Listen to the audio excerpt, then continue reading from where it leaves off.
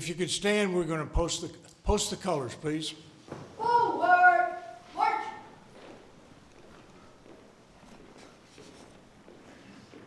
Color guard, halt.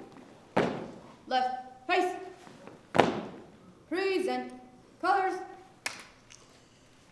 We'll do the Pledge of Allegiance. Uncover your, if you have a hat on. I pledge allegiance to the flag of the United States of America, and to the republic for which it stands, one nation, under God, indivisible, with liberty and justice for all. Carry, colors. Color guard, follow.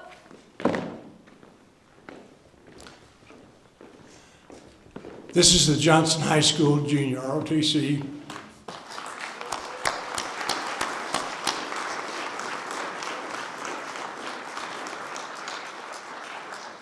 Thanks so much. I've got a couple of announcements, and first of all, I want to welcome all of you here tonight. I hope you picked up the round tablet tonight.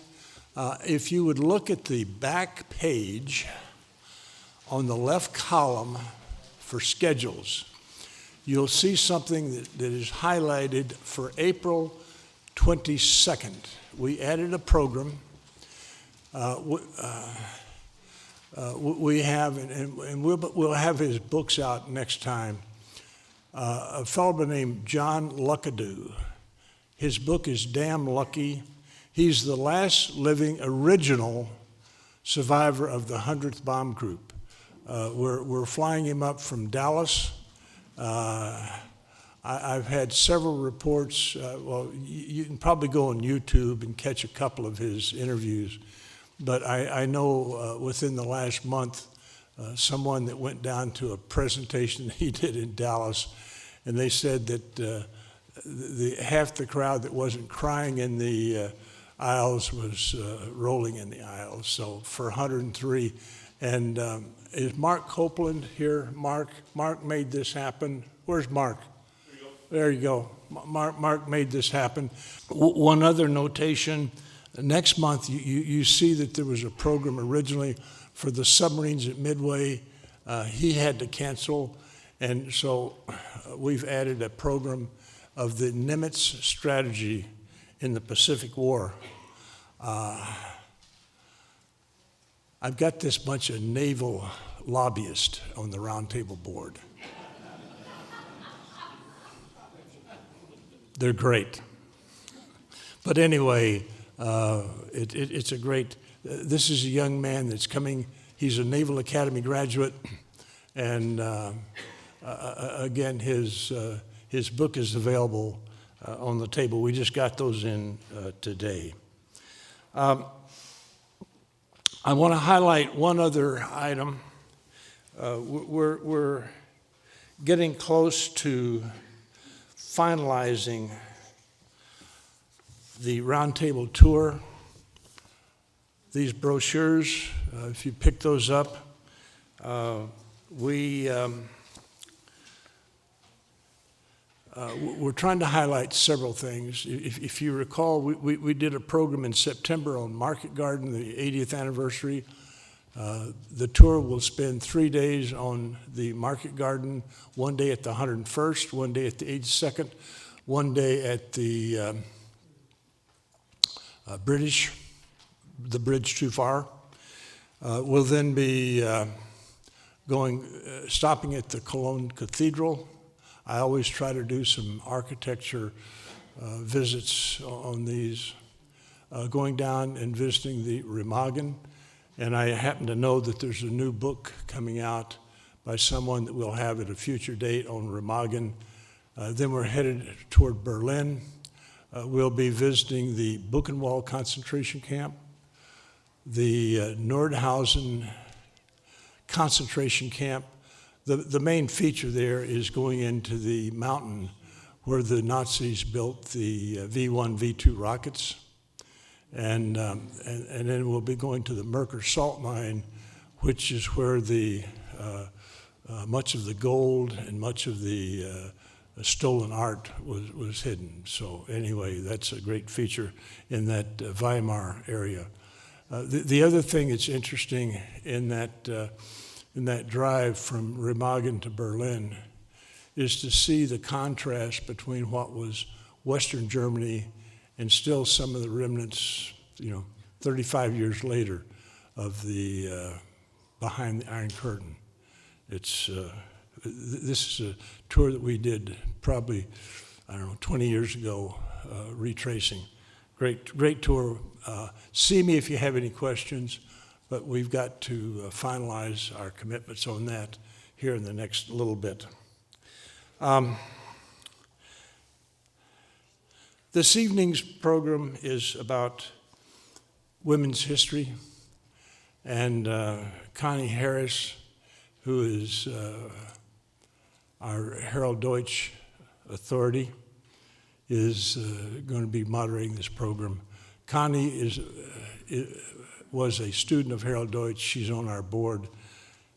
Dr. Connie Harris, I turn it over to you, dear. Yes, most of you are used to seeing me in November, and here it is March. So one of the things, we actually give Don a hand, because when he's making out next year's schedule, he's always got the Navy contingent, the Army contingent, and then there's me who's going, okay, we have to balance Europe with the Pacific, foreign versus domestic. Did we get the African, or do we do Burma and China again? And then, of course, women's history and African Americans, and so he's got a lot of nags in the corner for him. So, lobbyists, or otherwise known as nags. But so poor Don, he tries to keep us all, everything in balance. Tonight's speaker, I've had the pleasure of getting to speak with her the past couple days and found her fascinating. Her book, The Girls Who Stepped Out of Line, I read most of it and found it quite fascinating. Mary Kay Eder is a retired Major General of the United States Army. She's got a bachelor's and a master's degree in English from Edinburgh University in Pennsylvania. And then, after she got those, she joined the Army. And she's also got a master's degree in strategic studies from the United States Army War College. She has served over 36 years in the Army in both active and Army Reserve service. She was, I believe, a MP, military police, for 25 of those 36 years. Huh? Well, okay. And she has a huge list of publications and such.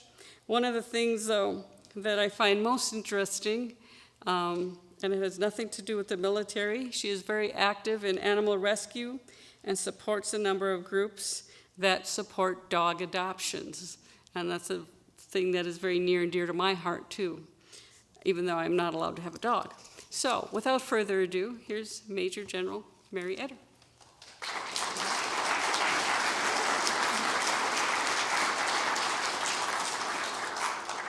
Thank you so much. I think if any of you have stood on this stage, you know that I can see nothing.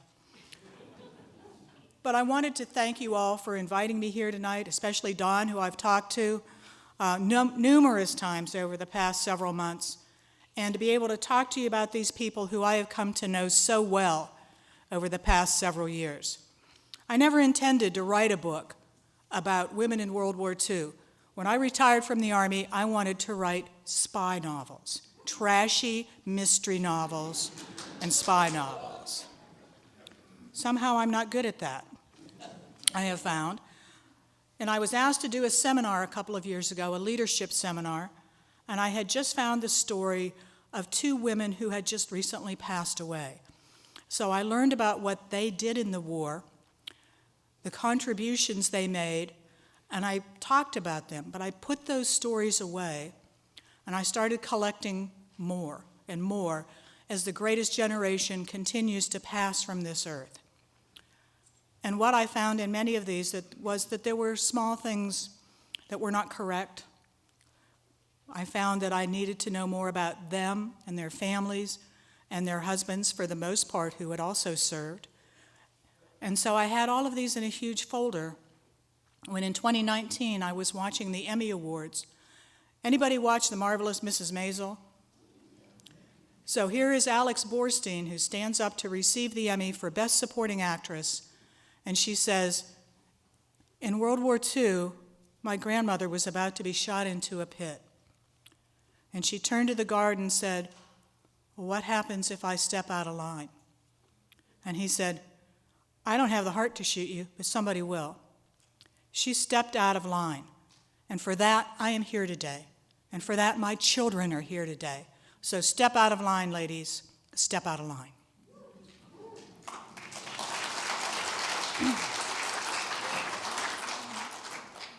So that's where this came from.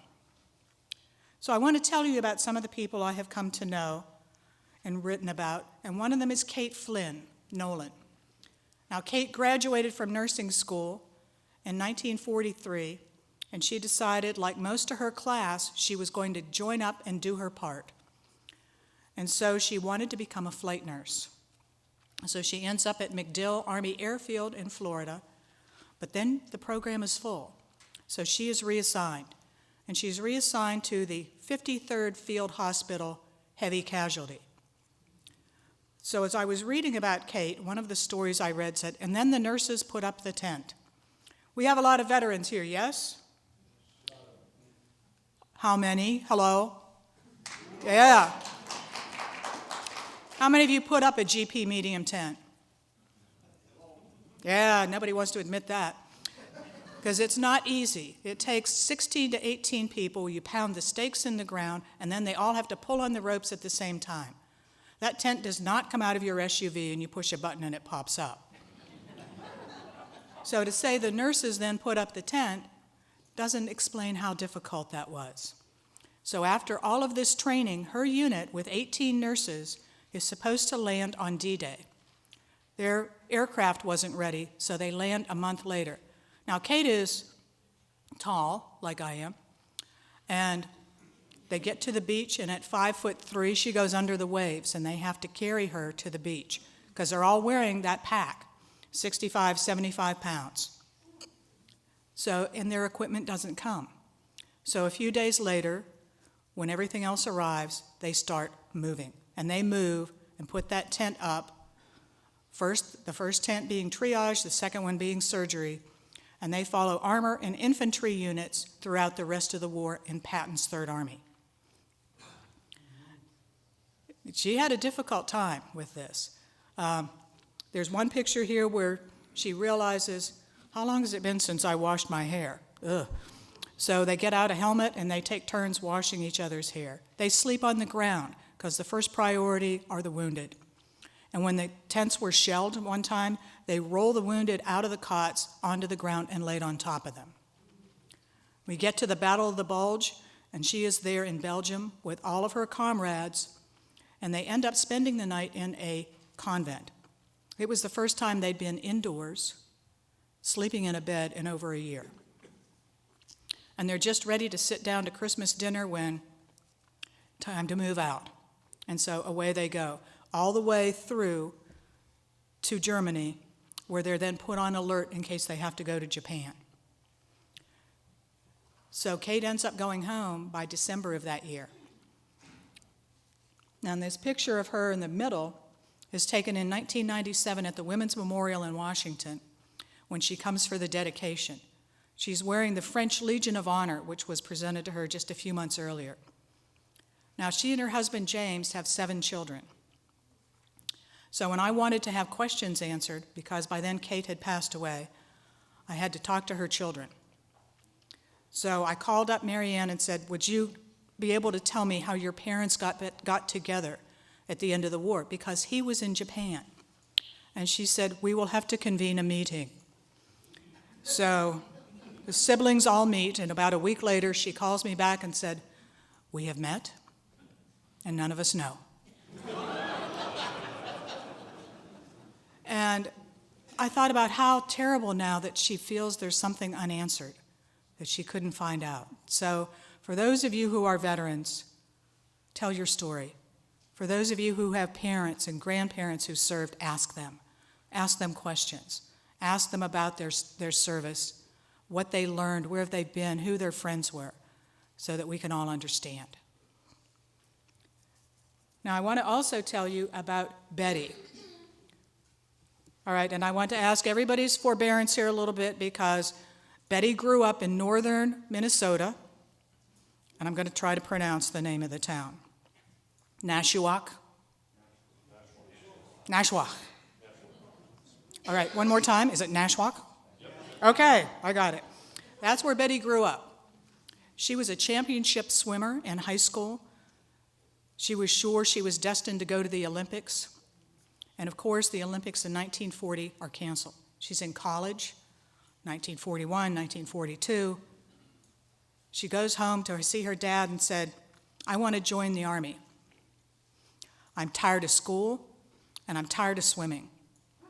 And he said, okay, Betty, but I'll tell you one thing. You start this, you're going to finish it, because you've never finished anything in your life. And somehow I heard my dad in those words. So I understood that. So Betty joined the Navy because she couldn't get into the Army. She wasn't old enough. Her dad had to sign for her. And the Navy sent her to D.C., where she didn't know what was happening, but she was being screened for Project Ultra, the top secret project for breaking the codes of the Japanese Navy and of the Nazis. And she is sent to, well, she's sent out west, and she thinks that means California, right? Drinks with umbrellas in them. She goes to Dayton, Ohio. And in Dayton, Ohio, she, along with 325 other waves who are living in these huts that are part of the National Cash Register complex where they would train salesmen, they built over 100 of the bomb machines by the end of the war. Now, one of Betty's roommates says, hey, my boyfriend has a colleague who doesn't have a girlfriend. Would you write to him? She said, sure. So they're pen pals for the next couple of years. By December 1944, Ed Robarts is sent back, and he's now assigned to the Air Transport Command. And he calls Betty up and says, hey, I'm home. So right about this time in 1945, they're planning to meet up over Easter for the first time to see each other in person. And this picture on the left is when they get married, right after the end of the war. And then they move to Georgia, where they watch the building of the 8th Air Force Museum and then volunteer there for the next 60-plus years. Now, Betty never saw a bomb machine completed. Those one-ton machines were shipped out in the dead of night, and they weren't permitted to see them or know about them. She didn't even know what they'd built until a reunion in 1996.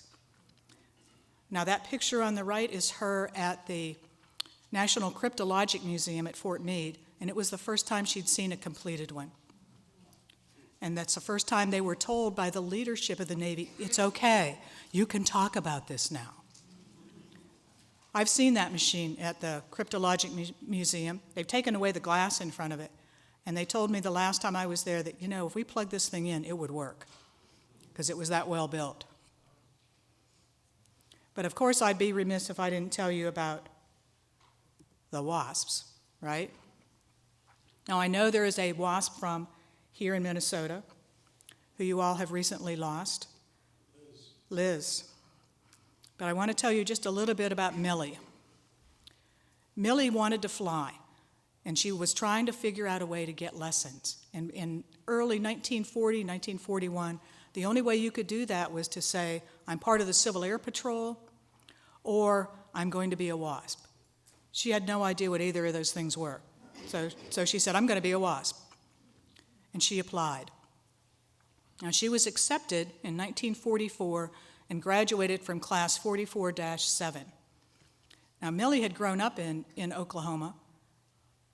Her parents, one of her parents, was actually a member of the Oglala Sioux tribe, and she spent her summers on the reservation.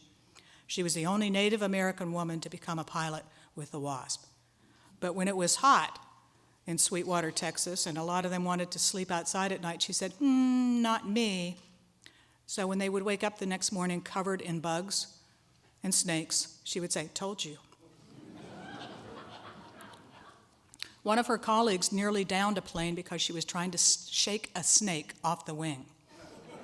You can imagine what that looked like. She graduates. She goes on to her first job, which is pulling targets for ground and air gunners, which is a good job as long as you keep your speed consistent and nobody tries to shoot you. Well, one day they shot the target off the tail of her plane. And when she lands, the instructor comes up to her and says, "Millie, your target's over there at the end of the field." And he flips her the keys to a Jeep and says, "Go get it." There's only one thing he didn't know, that while Millie could fly a plane, she didn't know how to drive a car. And she hopped, leapfrogged that thing across the field to get the target back. They never asked her to do it again.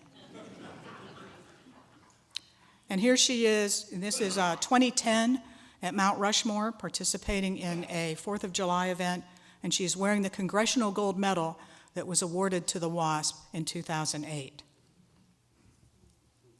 Millie is now buried in Arlington, and it was a fight to get the WASPs declared veterans because they were told they were going to be in the Army Air Corps, but when they came in, it didn't work out that way, and they became just civilians.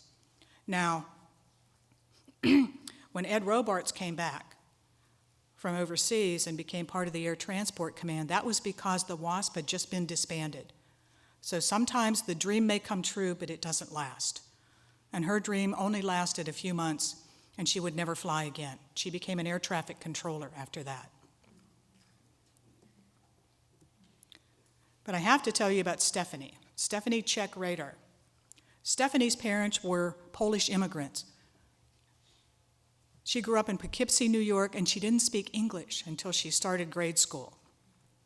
So by the time she's almost done with high school, she has a teacher who recommends her to go to Cornell. She doesn't have the money for Cornell. She gets a scholarship, and her parents sell their wedding rings to help pay for her to go to school. And after she graduates, she can't find a job. It's 1936. So she ends up working for an oil company in New York. And when she sees the advertisements to join the Women's Army Corps, she said, "Oh, yes, I will. This may be the opportunity for me to begin something." So she joins the WAC, and they send her to lovely Fort Des Moines, Iowa, where she gets to work in basic training. Now, I had to work in basic training as a second lieutenant, so I understand her feeling, which was, this is boring. You do the same thing over and over again every 6 to 8 weeks. You teach them how to march. You say, "Yes, ma'am, no, sir," and then you ship them off and the next group comes in. She wanted a bigger challenge. And one of her friends said, "Look, Stephanie, you've got these great language skills. Why don't you apply to join the OSS?" Which, of course, at the time was called Oh So Special, or, well, it had other names as well. But she was accepted, and she joined. She went through the 6 months training program, and most of what I found originally about her was due to her time at the end of the war, starting in August 1945. She was sent to Warsaw, Poland, undercover to pretend that she was Polish, and she was a secretary in the U.S. Embassy. Now, at that time, all of the embassies were in one building, which had been a hotel in downtown Warsaw. The city was pretty much devastated. This building had water and it had electricity, and that was unusual. But she had no access to any way to communicate outside of there. Her job, travel the countryside to pretend to look for relatives. Meanwhile, she's tracking troop movements, what the Russians are doing, the beginnings of communism. Are there fleeing Nazis? A dangerous mission. And she did very well with that. She was nearly captured by the Russians at some point. And she married a pilot, just like Betty Robarts had married a pilot. Now, Betty's husband, Ed, was with the 334th Bomber Group with the 8th Air Force, and Bill Rader was the commander of the 368th. I didn't know anything about their history. I couldn't find any family members to speak with. But a year after this book comes out, I find that she did an oral interview with the Women's Memorial in Washington, and after much haranguing, they finally agreed to let me see it. It had never been taken out of the video camera from when it was done in 1994. So they let me sit in a back room. The temperature in there was about 22 degrees, and watch it on a screen that was this big. So that's how I found out what she first did in her first OSS assignment. She was in London, right about at the end of the war, and that's where she met Bill. He had been talked into going on a first date with her, or a blind date, and he didn't want to wait. But now Stephanie was there when there's about 30 women and 350,000 men. And these are pretty good odds. So it took about 3 weeks for them to go out on that first date. And Bill had passed her on the street a few times while she was out with several other young men she'd been dating. And for years after that, he told all of their friends he picked her up off the streets of London. Now, Bill passed away right about 2008, which is the time that the OSS files were unsealed. So one of the staffers from then the OSS Society, their alumni group, went to the National Archives and found out all the information about Stephanie. And they went to Alexandria, Virginia, knocked on her door, and said, "Are you Stephanie Check, and were you in the OSS?" And she said, "Well, yeah." So she started going to reunions. And one of her neighbors took her to that first reunion, and let's go around the room. This is at the Smithsonian. Everybody say what you did in the OSS. Well, I worked in morale operations. I was a photographer. I built materials. And she said, "I was X2." And the entire room stopped, because she had just said she was a counterintelligence agent, one of only 30. So what she did was pretty significant. And she had never gotten an award, so the Army presented a Legion of Merit at her funeral several years ago. So we see the influence of being able to move. You know, people didn't travel as much then, so to be able to find someone else to marry, to move with, to go across the country. I saw that over and over in all of these stories. And I do think that maybe these two pilots actually knew each other, just because I kept finding coincidences like that. Now, there's someone else I want to mention to you who was also headed for Fort Des Moines, Iowa. And this is Charity Adams. If you've heard about Charity Adams, anybody heard of her? Yeah. So Charity grew up in Columbia, South Carolina, and she decided she too wanted to join the Army. She was out of college by then and teaching. She'd had a triple major in Latin, in science, and math. Probably more than I ever could have done, but she decided she wanted to come in. She was in that first class of women who were commissioned, and she was the first African-American woman to be commissioned an officer. Now, she too was bored with basic training and asked for a challenge, and she kept asking for command. And when I wrote this book, it was during the pandemic, so of course I can't do much research anywhere. Even if I got through to people, some of them at Texas Women's University, and I would ask them questions about the WASP, they would say, "We'd love to help you, but we can't go to the office and get anything for you." Somebody just answered me 2 weeks ago. He said, "Didn't you ask for some more?" No, it's a little late now. So finally, she is given command. She doesn't know what it is or where it is, but in January of 1945, she's on a plane headed for England, and she's told she can open the orders when they are over the water. So there's the Chesapeake Bay. That's close enough. She opens the envelope and discovers she's going to be the commander of the new Central Postal Directory Battalion. They're going to fix the mail problem. Now, she doesn't know how big this problem is. And when you read about units preparing to deploy in World War II, many of them, the larger units, the combat units, trained together for years before they went. She met her soldiers when they came off the boat, and two contingents. They're assigned to go to Birmingham, England, and stay in a boys' school and clean up the mail problem. Because of the pace of operations, much mail had not been delivered for over 2 years. So first they have a parade, and that's why we have some video of this unit and what it did, because the communication zone commander there in the rear said, "Well, Charity, welcome. Can your troops march?" And she said in her book, "I knew what to say to a general," and the answer was, "Yes, sir." So they have a parade. But the next day it's time to get to work. She takes them to see the warehouses, and they open the doors, and there it is, 17 million pieces of mail. So the only way to solve this is to do what she did, which was divide them into 3 shifts, and they worked 24 hours a day. Each shift cleared 56,000 pieces of mail. Now, they were given 6 months to do this. They did it in 90 days. What happens in the Army when you do well? You get more to do. So then they were sent to France, where they cleared all of the diplomatic mail. And at the end of the war, Charity's offered a new job and a promotion to lieutenant colonel. That makes her the highest African-American woman in the Army. And she went from second lieutenant to lieutenant colonel in 4 years. I was a little jealous of that. And she's offered a job in the Pentagon. And she turned it down, and she said, "I went there once. I got lost. I'm not going there again." So she leaves active service, but they continue to have reunions every year. But for years, there's never been any recognition for this unit. So it wasn't until 2018 that there was an effort to build a monument to them at Fort Leavenworth, Kansas. And this is retired Master Sergeant Liz Helm.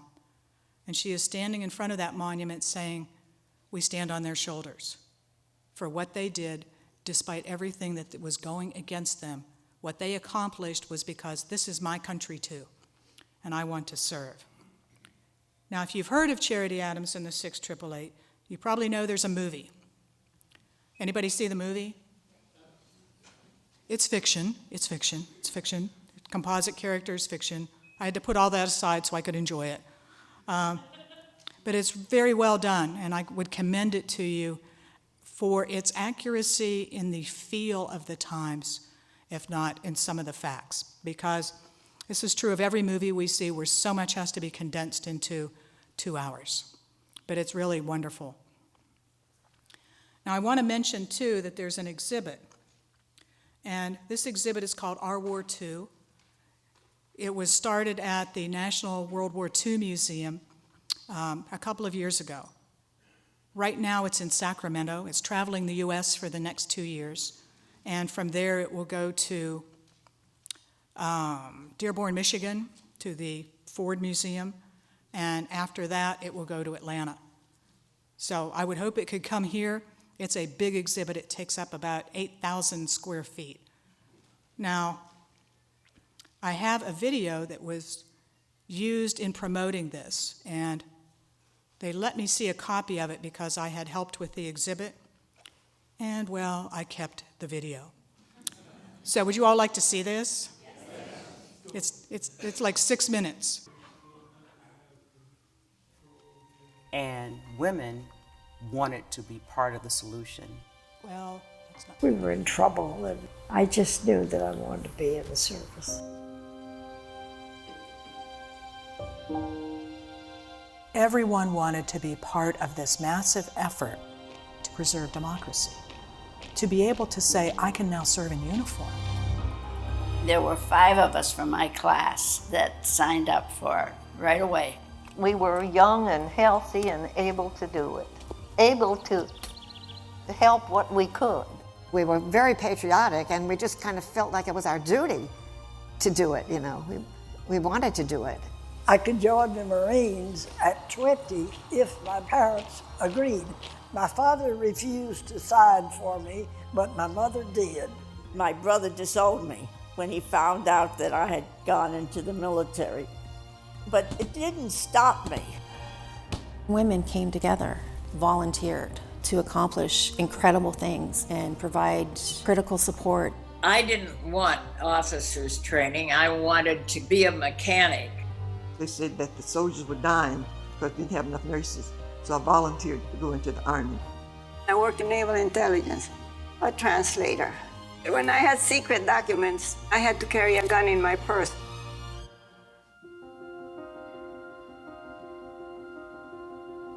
There were 350,000 women who served in World War II in the U.S. in all branches. And after the war, they went home. They were only in service for the emergency, the duration plus 6 months. But in 1948, President Truman made women a permanent part of the armed forces. And that was due to their performance, their contributions, and the impact that they had. It proved a point that if you give a person a chance, that they could accomplish almost anything. It changed my life, and it was a time of which I'll never forget. You learned what you could do and what was expected of you, and how important life is.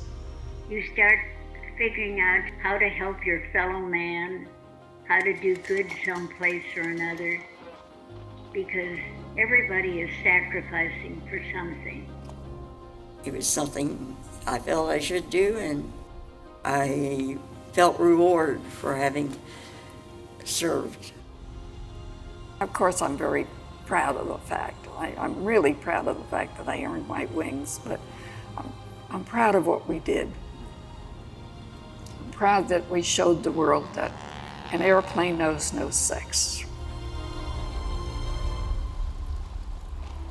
Women who served in World War II blaze a trail for women after World War II. We have a lot to learn from the experience of veterans during World War II. Not just courage, but also perseverance, bravado, resilience, resolve. They're simply badass. The lasting legacy of women's service during World War II is the fundamental change that it created in society and getting people to think about the fact that it's not just men who are responsible for defending this nation. Having a grandmother that joined the military during World War II really helped me to carry on a legacy for my family that had spanned decades. I joined as a WAC. I feel like I have that connection with all of the women who served during World War II. Every generation builds upon the other. I am a military service member and I am a woman. So I am part of the legacy that those who served in World War II began. I strive to pay that forward. These barriers have been broken along the way, and each generation before them has added to the knocking down of those barriers to full integration. Now every position is open. It set a standard that the rest of us have had to live up to. There are now over 3 million women veterans. Women can now serve in combat. Our first woman Joint Chief. Women can rise to these opportunities, and there are pathways for that. Is there more work to be done? Absolutely. Basic things like healthcare, discrimination, harassment. It's been a process, and it's a process that's going to continue. It's for us to take it a step further, make it better for the next generation of women. That's the legacy that we all stand on. Each generation opens up something else for somebody, and it's inspiring because that woman is just like I was. She did this. Wow. What can I do? What can I be? Thank you for listening.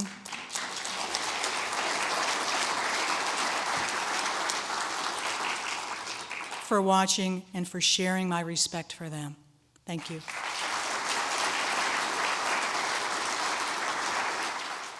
Our next speaker is not a trained historian or military person, and she comes along, and I wanted to mention this. She's much like another one of our folks who passed away, Barb Wojcik, who wrote the book Bud's Jacket.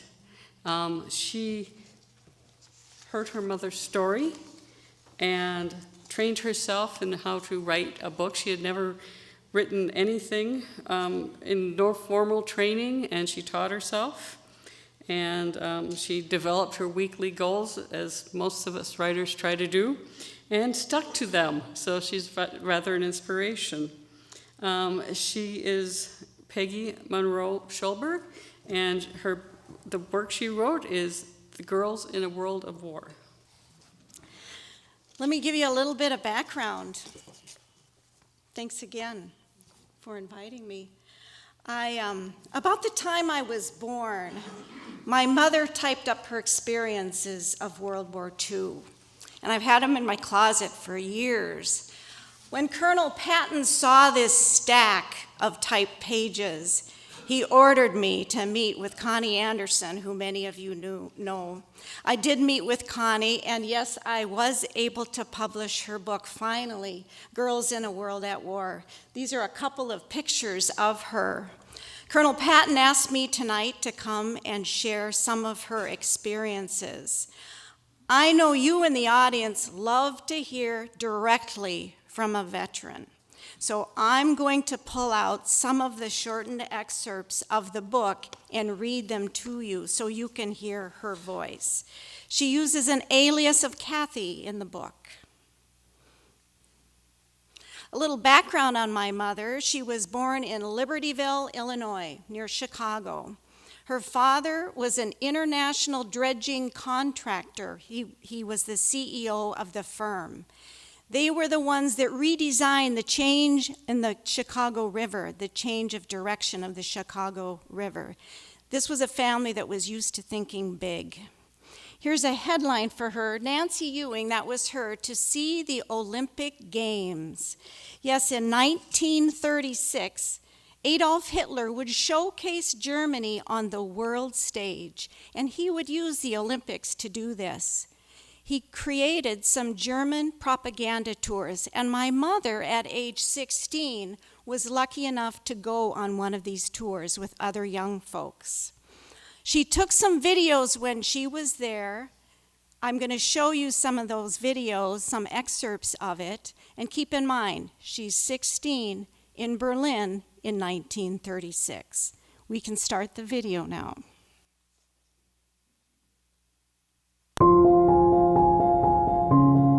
This is it. I'm going to continue a little bit. They would actually go to 5 countries: Ireland, England, Belgium, France, and Switzerland.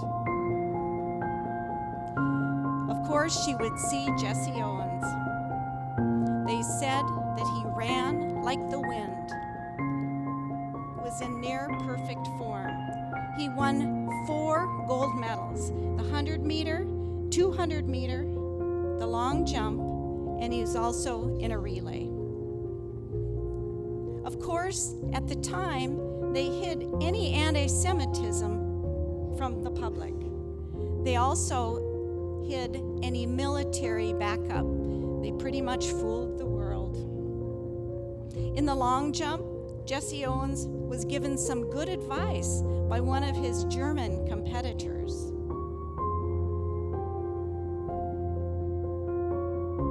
Notice the Olympic salute here. Diving. The only way she could see diving, she didn't have a ticket, is she climbed a wall to get that video until a policeman made her leave the area. Much of what we see today in the Olympics was actually started in the 36 Olympics. The torch relay, the grand opening, the ceremonies. In fact, it was the first live broadcast on radio. And of course, the pageantry and the flags.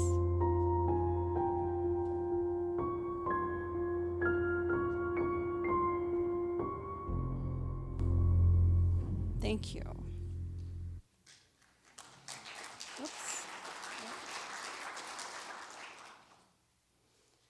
So it was Jesse Owens who would single-handedly crush the myth of the Aryan superiority in 1936. Well, one of the things my mother remembered the most was she called it the Olympic salute. They used it to celebrate excellence, but of course at this time it was being transitioned to the Hitler salute. Fast forward a little bit now. She's 23 years old. She's graduated from Iowa State as a dietitian.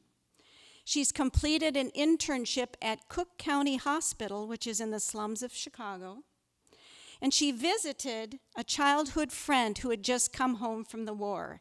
He was in the hospital in a body cast. He would likely not walk again. This was the boy that gave her her first kiss. He said to her, "If there's anything you can do for those poor devils over there, please do it." So what did she do? She signed up for the Army the very next day. And besides, she was a dietitian. She could make Spam taste good. Not kidding on that one. She went to do her basic training at Fort McCoy. They didn't have much for dietitians at all. Actually, she joined the nurses. Her first assignment was in Ohio. This straight-laced, prissy little girl did not fit into the Army. I'm going to read you an excerpt again in her words about her experience at this hospital. Kathy found room 21 and knocked. "Come in," a gruff voice summoned. Kathy opened the door. On the bed was a frumpy woman, maybe 30. She held a bottle by its neck and waved it towards Kathy. The woman's red, faded chenille bathrobe hung open almost to her waist, revealing folds of flesh. "Have a drink." Well, Kathy had never tasted alcohol. No thank you." The woman snorted. "Come on, girl, this is Southern Comfort." She sat up and poured into a glass. "Thank you." Kathy looked at the smeared lipstick on the rim of the glass. This must be the wrong room. Every head dietitian she had known wore an immaculate uniform and insisted on clean dishes. "I'm the head dietitian, Lieutenant Groot. I didn't have an internship. I didn't even major in nutrition. I majored in textiles and clothing." She spoke with pride. "Wonder how I can be the head dietitian? I have pull. Yes, I have pull in Washington. Come on, girl, bottoms up. No one survives Castoria without a drink." Well, needless to say, these two would not get along. Lieutenant Groot loved her Southern Comfort and disliked Kathy. Kathy put in for a transfer. Lieutenant Groot gave her very few and menial tasks to do every day. In fact, she spent her days in the officer club playing pool. It wasn't exactly what she had expected her contribution to be in the war. She did meet a charming Army captain who took her out dancing and to dinner every night. But wait, was he married? He wouldn't lie to her now, would he? She was so innocent. So she did get her transfer overseas. And where would she go? This was in January of 1945. It would take them 7 days to cross the Atlantic. 10 women and 3,000 men on the ship. You can see a map here of where they would be. If you can see that, they would land in Le Havre. They would spend a lot of time in sweeps near Reims. They would go down to Biarritz, I'll mention a little bit later, and then Marseille.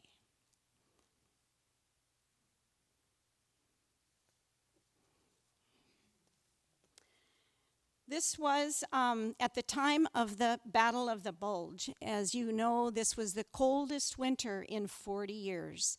The staff was waiting for the hospital to be renovated. The women would be billeted at the Chateau des Mesnières, which is pictured here. In her words, this 15th century castle came with a 15th century heating system. Countless hours were spent attempting to fix the stove, yet nothing ever worked. Not once in this time had Kathy been warm, despite wearing long woolen underwear under her pajamas. She even lined her cot with large paper bags. The only exception was the few minutes in the hot shower. However, by the time she ran back across the outside courtyard in the freezing cold with wet hair, she was thoroughly chilled again. The men from Camp Lucky Strike said that they were rationed to 1 helmet full of coal a day. They spent their days huddled around stoves in their tents. When they came to visit, they declared the castle warm and the hot showers a downright luxury. On the front lines in the Battle of the Bulge, American soldiers had literally been freezing in their foxholes, and so it didn't occur to the girls to complain, but to simply shrug, c'est la guerre. Kathy actually got very sick. She had a red rash all over her body. She was rushed by an ambulance to the nearby hospital in Rouen and was diagnosed with spinal meningitis.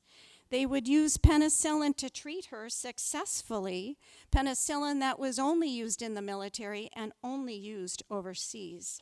So she did recover, and she was able to join the rest of the staff. Their hospital was in Sweeps, 26 miles from Reims. The staff included 15 German PWs as their workers, 5 Polish girls, 3 French girls, and 1 girl from Greece. They fed the 1,000 patients a day using dehydrated foods and canned foods. Let me share with you a story in her words. She met Vivian going into the mess. 56 just liberated from the concentration camps. Brace yourself, it's bad. Her red hair was wild and tangled. I've seen starved men before. Oh, I thought I had too, Vivian said with tears in her eyes. Kathy filled a 3-gallon aluminum pitcher of eggnog from a GI can. This was the one combination of dehydrated milk and powdered eggs that she developed that was as good as the real thing. The first patient she visited lay quietly on his back. He didn't even turn his head when she entered the room. The blood transfusion dripped into a vein. His eyes were buried deep in the sockets. Barely able to breathe, clearly eggnog would be too much. She ran back to the mess for cans of orange juice that he could absorb easily. She hurried so this man could take the tiny sips. His life, though, was saved not by food, but the blood transfusion. She set 2 cans of orange juice on the table. She lifted the cleaver to open the can and attempted to hit it. It made only a dent. Beat! I do it! Oscar, the German PW, reached for the cleaver. 9, no! Kathy turned her back to him. She struck again, but again only dented it. I help, said Oscar. Don't you dare touch that juice, you German. She struck again, and this time she chipped a hole. She would carry the food to all the starving men, not letting a German PW carry them. Maybe tomorrow she could believe that the Germans were ordinary men who wore fatigues, just like the GIs wore fatigues, but for now these Germans were monsters. She returned to the first newly liberated starved patient. His eyes remained closed. He wasn't breathing. This was the hospital's first death.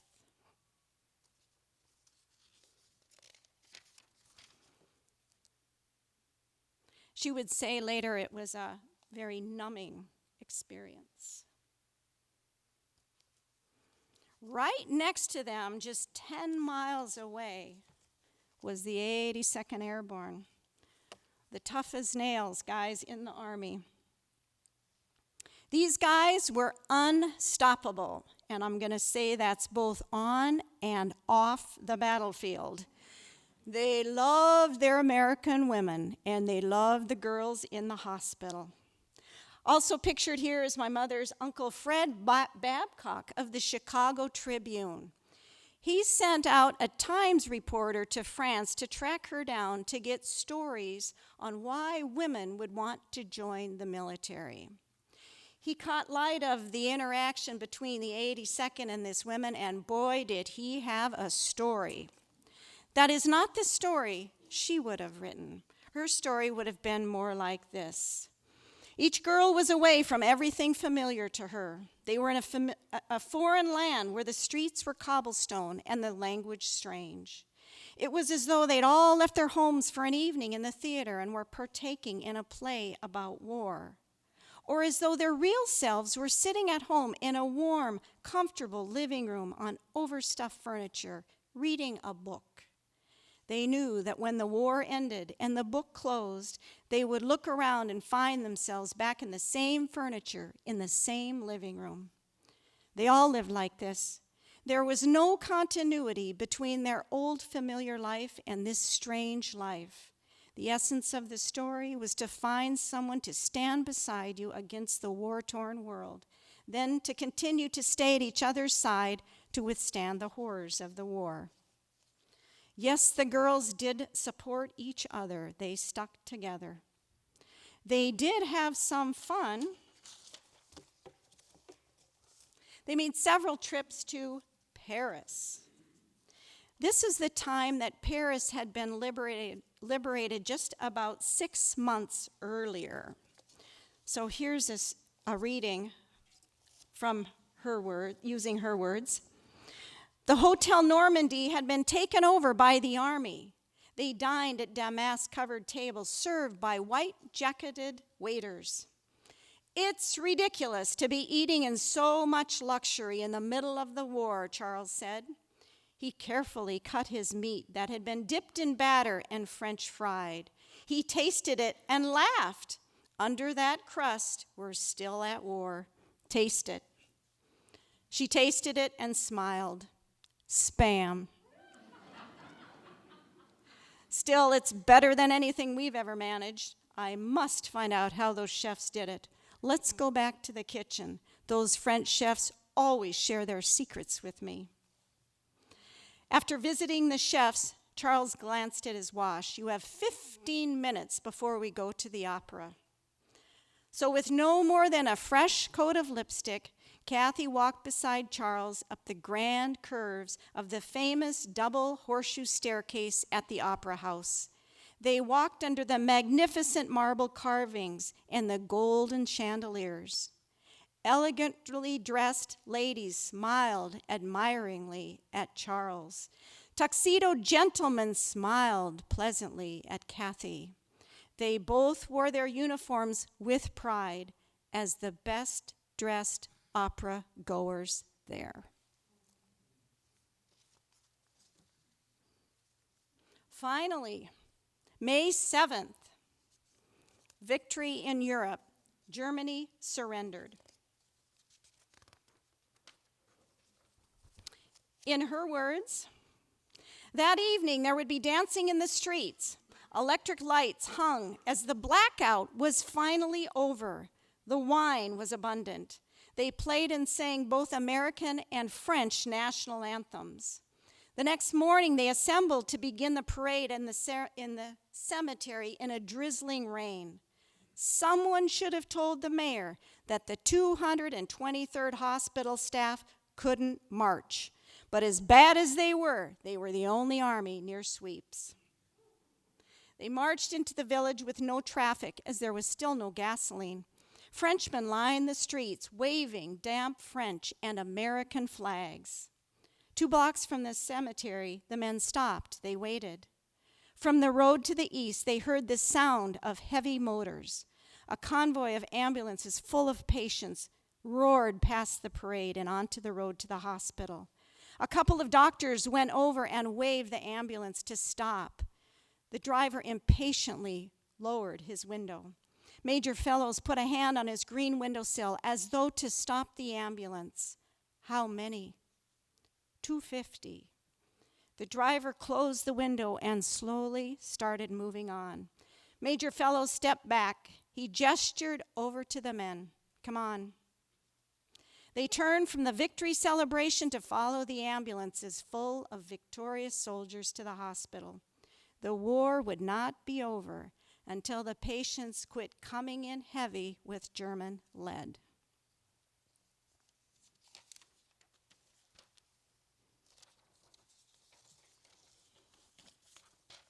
Yes, there was much more work to be done. They visited Reims a few times. This is where Eisenhower actually moved his SHAEF headquarters here. This was the home of the Little Red Schoolhouse that many of you know. Here was a visit to Reims, in her words. Major Powers was a patient at the hospital. His leg had been blown off in the war. Every day, his driver picked him up at the hospital and took him out to his men, and then every evening back to the hospital. On this day, Major Powers was going to Reims to visit General Eisenhower and invited Kathy to come along. On the way, he said, "My fate will be decided today. I've a new weapon." He held up a fat manila envelope. "My men petitioned to me unanimously. The brass can't ignore this." He said to the driver, "Let me off at the cathedral. I want to see my angel." Outside of the Jeep, the major swung his crutches with long steps. Kathy hopped just to keep up. "There she is, the angel of the smile." He pointed his crutch up to the stone-carved angel. She was larger than human size, one wing spread high behind her and the other broken off. One arm was raised in benediction and the other shattered, but her smile endured.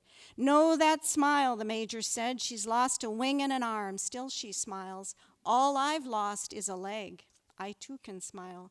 Kathy considered his words. In this war, her health had failed her, her education seemed useless, and her morality had definitely weakened. Yet in this war, all she'd lost was her pride. She had no obligation to judge or reform the world. She could connect with a simple smile. The major had taught her the source of his strength and gave her a way to face the war and a direction to grow. That evening, Kathy had dinner with the major's company. The only music was the men singing, tinged with sadness, as he would not be joining them in the Pacific. This was the major's farewell to his men with a dignified esprit de corps. Here was respect for women, or at least Kathy, the only woman present. Dinner was a pleasure. The war continued in the Pacific. The hospital would get on a train and headed towards Marseille to go off to the Pacific. At every stop on the train along the way, they would stop and say, "Is the war over? Did Japan surrender?" And finally, about the time they got to Marseille, the war had indeed been over. The hospital staff that had been together for some time was now scattered. Some would go to occupy Germany, others had enough points to go home, and Kathy and another dietitian went back north to northern France. Outside the hospital, the tents for the displaced persons and the PW camps continued to grow. Food was scarce and jobs were scarce too. Let me read you a story about Christine. There's a new program of aid for displaced persons and refugees, Sarge told Kathy. There's one Polish girl you should look at and hire. Christine was different. She worked harder than the rest. She stood tall and held her head high with dignity. Every day she wore the same shapeless brown skirt, loose blue sweater, and shoes without stockings. They became friends. When the Germans had invaded Poland, Christine's father, a major in the army, was killed. Her brother had escaped to England, joined the RAF, and was shot down. Christine saw her mother die of hunger in a work camp in Germany. After release from the camp, Christine went home to her hometown, but it was nothing but rubble. She was able to get a job here at the hospital. But when the Americans would leave, she would not have a job. "Christine, come to my home." Kathy reached out to hold her hands. "Come to America and be part of my family. My father has money, a lot of money. He can buy you shoes and clothes and send you to the university. You won't be cold or hungry again." Christine gazed into the fire for a long time before she spoke. "You don't need me. My country needs me. My people need me. I have work to do. I will stay." Kathy considered Christine's answer. After the disasters of war, these people, the Christines of the world, would regroup themselves and make a new country. If anyone could do it, she could.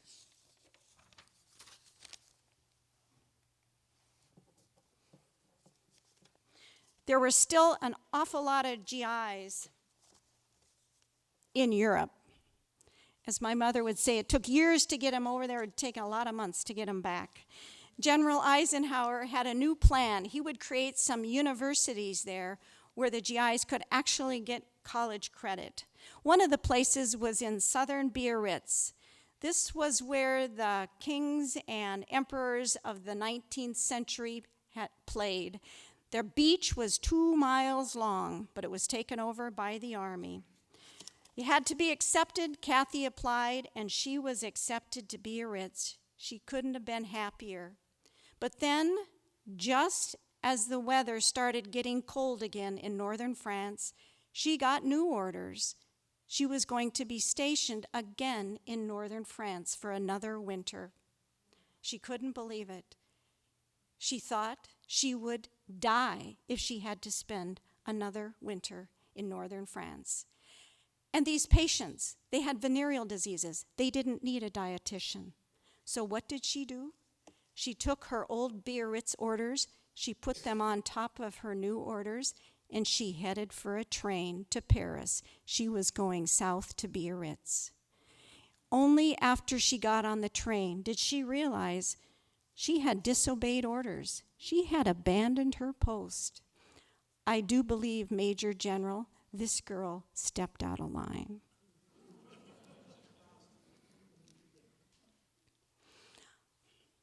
There were others on the way to Biarritz. There was a couple of gentlemen and another dietitian that she met, and they were in from England. They were in from some airfields in England.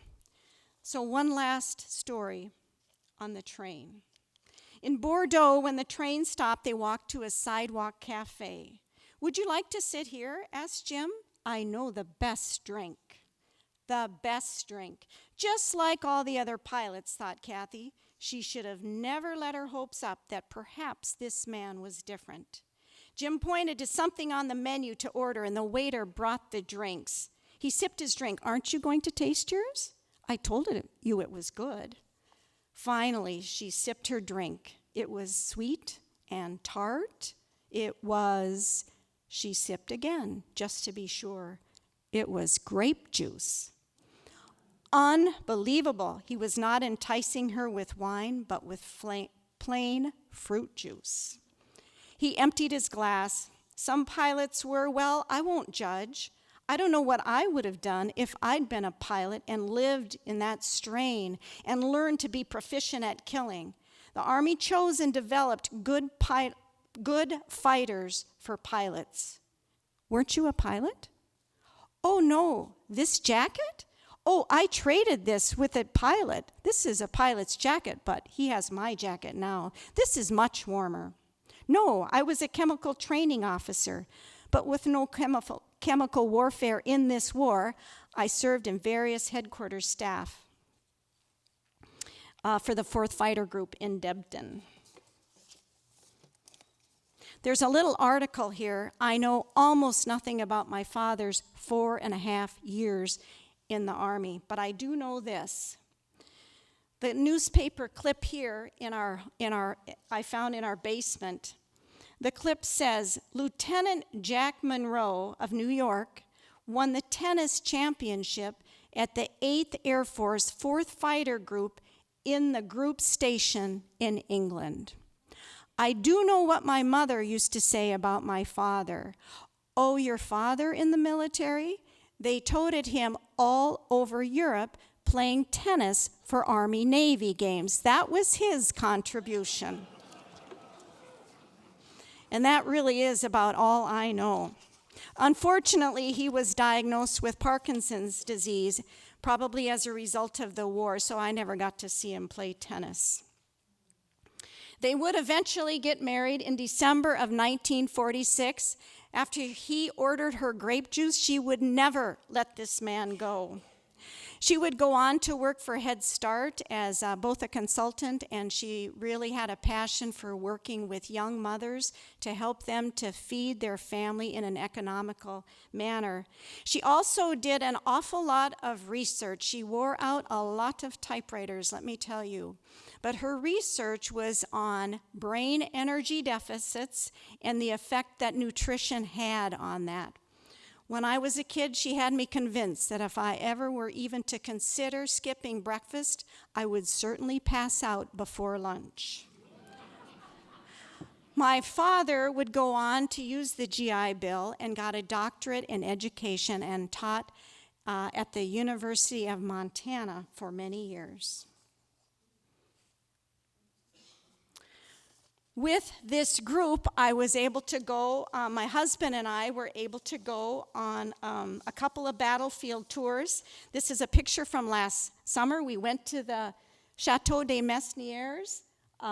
Some of you in the audience were there. I know Roxanne is here. I think Alice and Judy and Doug are here. My husband and I stayed on, and we went down to Biarritz. It's the fanciest place I've ever been in my whole life, an $8 glass of water. But I was able to capture a picture of my father in the same location, and it was surprisingly similar. In my home, I have a wooden carved statue of the Angel of the Smile. That meant a lot to my mother, and it was always in our living room as a kid. I also have that I can show you in the lobby. One of the PWs actually made a wooden box for my mother, and all he had was a file, hammer, and a saw. It was a bit of a surprise because they didn't really talk much to them. And then finally, wouldn't my mother be amazed? The book is out, and using AI, they were able to create an audio voice overnight. So it's available on audio. She would be so amazed. That's it. Thank you for having me.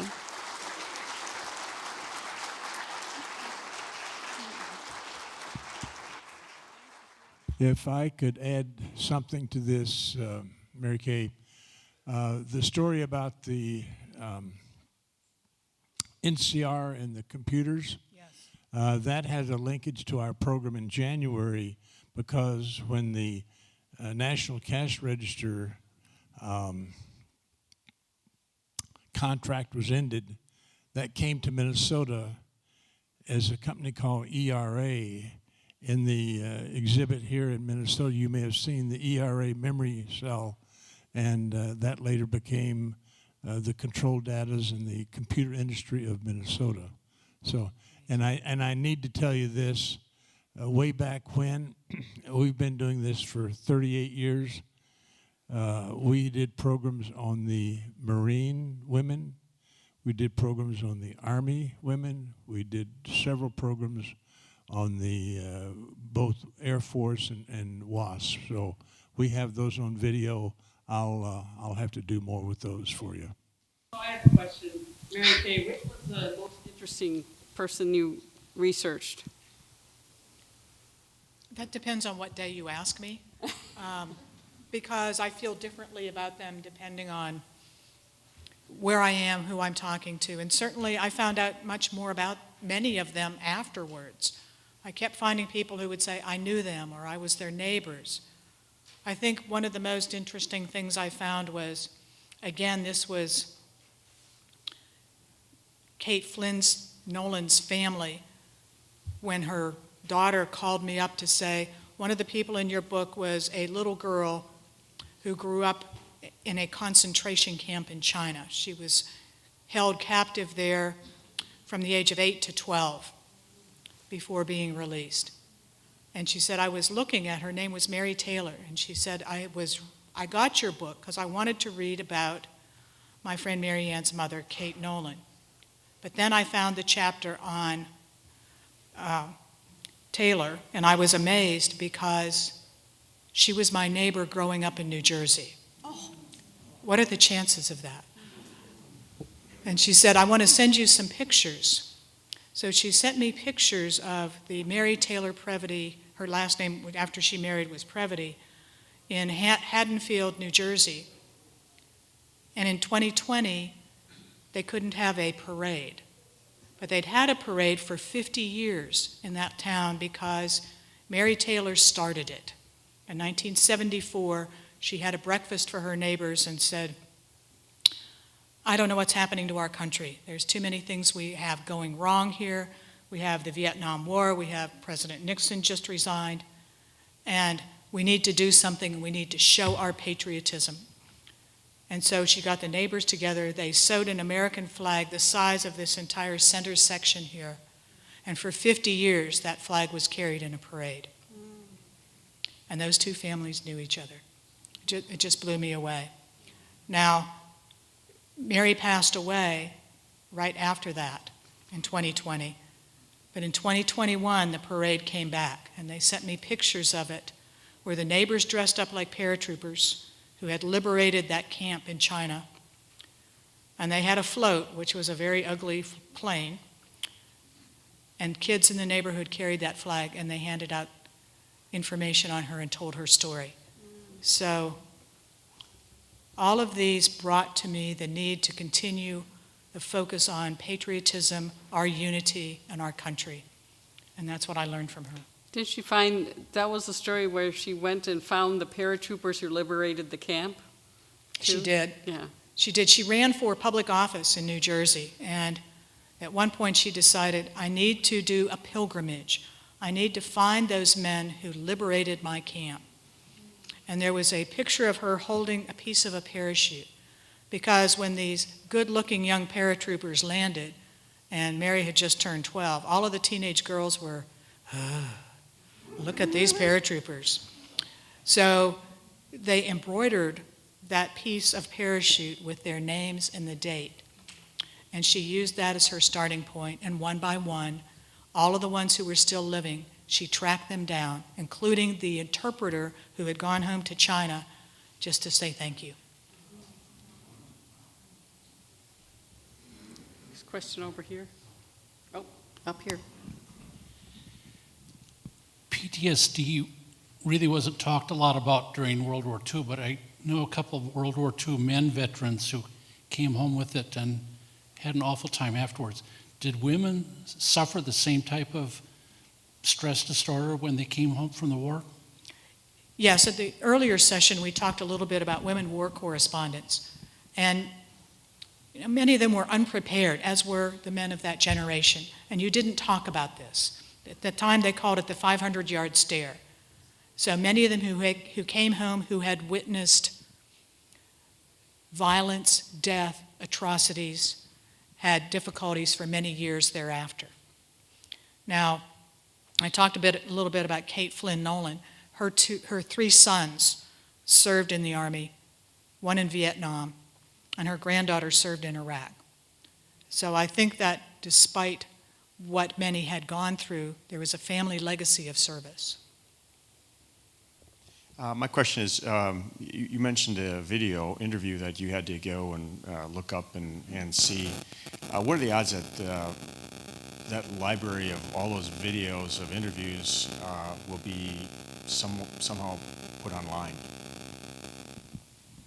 They have now gotten a grant to be able to digitize those, so I would hope that some of them are. So if you have a woman family member who is registered with the Women's Memorial, they can show you the original paperwork that they submitted, filled out the form and said, my best memory was, here's where I served, here's what I learned. So you can get to see some of that as authentic how they felt at the time when they became part of it. I don't know that they have the videos, some of them online yet, but I think they will get there in the next year or so. And I'll tell them you want them. I could make one comment on the PTSD. Can you hear me? My mother had quite a positive outlook on life, really. But at Christmas time, whenever Silent Night would come on, she would just start sobbing and start talking about her friend Christine. She also never got over Lieutenant Groot.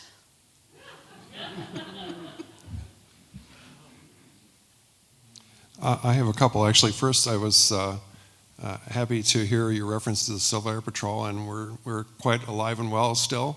And one of the persons you described that became the air traffic controller had a similar experience to my father in the sense that she didn't fly again.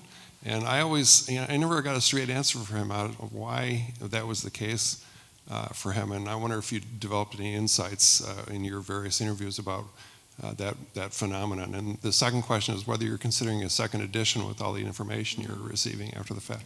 From your lips to my publisher's ears. I think the reason many never flew again was simply that there wasn't a need for them. There were so many pilots. There was so little commercial aviation. The ending of the WASP was due in part because General Arnold did not want to fight Congress about this, and because the civilian male pilots who were instructors wouldn't have it. So I think that there may not have been jobs, and that may have been another reason to not fly again.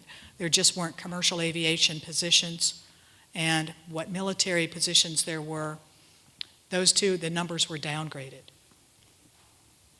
surprises me a little that she wasn't, they wouldn't consider being a flight instructor or just in civilian aviation, but there might not have been. For the women who were in the WASP, what they were told was the flying public wouldn't have it. They would not have a woman pilot. Wasn't even if they wanted to take up flying privately, I mean, flying planes is a very expensive hobby. Right. So it's probably, they That's didn't have true. the economic means to be, go fly, have their own plane and things like that. Well, and there's still the gasoline shortage that was continuing too. And the availability of planes. I mean, certainly parts had been cannibalized from every possible source in order to keep the planes that we had still flying. So you're both authors. I'm curious, what books about women in the war would you recommend for others to read? Aside from your own, obviously. Oh, aside from that. Well, I went through so many as research and resources. And there's a couple I would recommend. One is the books about Virginia Hall. Now, I wrote about her because while she is fairly well known, and there's supposed to be a movie being made about her as well, she was the spy. She was called the spy with the limping lady, and she was posted in France first with the Special Operations Executive and then with the OSS. But if you look at the OSS, the Office of Strategic Services, their organization chart, the way they were set up and what their missions were, she was not a spy, she was special ops. She trained the Maquis in France. She went on missions with them. They blew up trains, they took prisoners, and their mission was to keep the Germans away from the north of France before D-Day, and that's exactly what she did. The SOE turned her away because of the injury to her leg. She'd shot herself with a shotgun by mistake. Was out hunting, didn't put it on safe, had to have the leg amputated, and she was escaping from the SOE, from the French. One more time. She was escaping from Klaus Barbie through France, and in the middle of winter, they climbed up the Pyrenees into Spain, and she dragged that 14-pound wooden leg through the snow. So she was well known, and they were afraid to send her back. But the OSS said, oh no, we'll take you, and we'll send you back, but in disguise. So her story is incredible, and there's at least 7 books about her. And then she went to work for the CIA. She hoped to still be operational, but the CIA in its early days, there was us and them. There was the new regime without war experience, and then there was the old guard who had been in World War II and who would say, well, back when I was. And so she stuck it out, but it was not a pleasant time for her during those after the war years. I would also read some of the books by Betty McIntosh about her time in the OSS, because she was in morale operations and she was an expert at propaganda, which I kind of like. I like the book Codename Lise. Do you know that one? Mm-hmm. I forget who it's about. I don't remember what her real name is. She's a French spy. Codename Lise. I have a question actually about the OSS as well. I wondered how typical was it to have a woman be recruited into the OSS? And then the second part of the question is, if it was typical, is that because it was easier for them to operate undercover as a woman? It's two really separate things. The OSS was probably the most egalitarian organization at the time. There were about I think 7,000 women and all types of jobs there. One of the other women I wrote about is not a code breaker, but a map maker. And she was making maps for the first time they were used for operational intelligence purposes. And she said she never had any issues with any of the men she worked with or her bosses or anything. They were all there to do a job and to do it well together. Now, as far as women being spies, that certainly is true that, well, no one would suspect a woman of being a spy, right? I mean, what woman is going to go undercover and try to discover secrets? And my other book is about women in the New York Police Department in the 1920s and 30s. And those who went undercover were the same. Nobody ever suspected them of being able to gather enough evidence to put away mobsters. And that's what they did.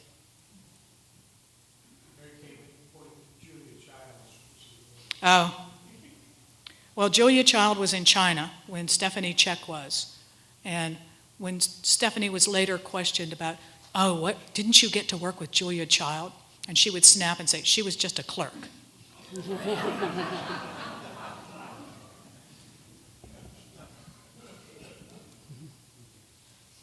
I don't think Julia Child ever knew that. Any more questions here?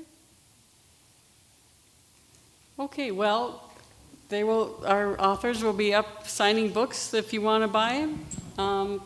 And we'll see you in a couple of weeks. Thank you. Support for this program provided by viewers like you. Thank you. Additional support provided through the Catherine B. Anderson Fund of the St. Paul Foundation. Upcoming roundtable topics can be found at www.mn-ww2roundtable.org. Production services provided by Barrows Productions.